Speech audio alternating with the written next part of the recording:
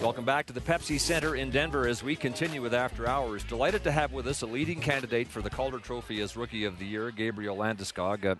Clearly, we would both hope that you wouldn't be joining us on a night when the Avalanche have suffered probably their toughest loss of the season. So let's start there. How did a game that looked like it was yours in the first period end up going the other way?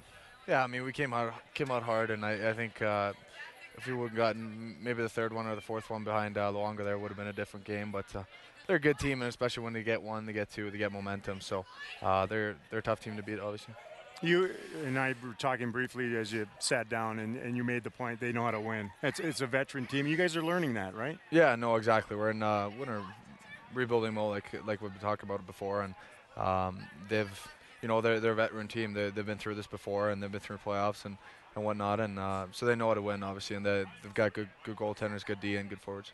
Gabriel, you claim to be from Sweden, but there's little evidence of that in your speech, and some would say very little evidence of that in the style that you play, and that's not to disparage Swedish players, but I read an interesting comment about you the other day on the internet. Somebody said, with the way Landeskog plays, he looks like he was born and bred in blue-collar Canada. Do you take that as a compliment? Yeah, I do. I mean, Canada and the United States are two of the best countries in the world at hockey, obviously. And so I do take pride in that, and I do take it as a compliment. Where does it come from, though, that style? You always play that way? I think it started with my dad.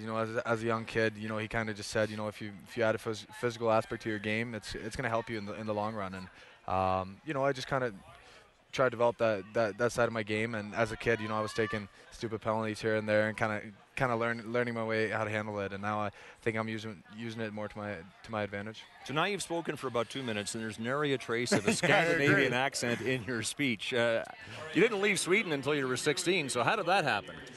I don't know. I mean, I guess I just paid attention in class as a kid and kind of learning the grammar and the basics and all that. And then when I came over to Canada, the guys were giving me the gears when my accent came out and when I butchered the words or whatever. But I went to high school in Canada, so that helped. Did the TV show Friends have anything to do with it? Yeah, no, definitely. I mean, I'm a big believer in Friends, and I kind of shut the subtitles off once in a while, and kind of had to learn how to listen and kind of understand words that way.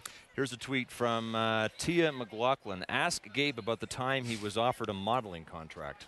Hey now. Yeah. Yeah. No, I mean it was before or during the combine in Toronto, and TSN were doing kind of a feature on me and Mika Zibanejad, and went to Toronto, the Eden Center, and some guy, we were doing something in H&M there, and some guy came up to me. Well, there you go. There's a modeling contract. To see that sign? No.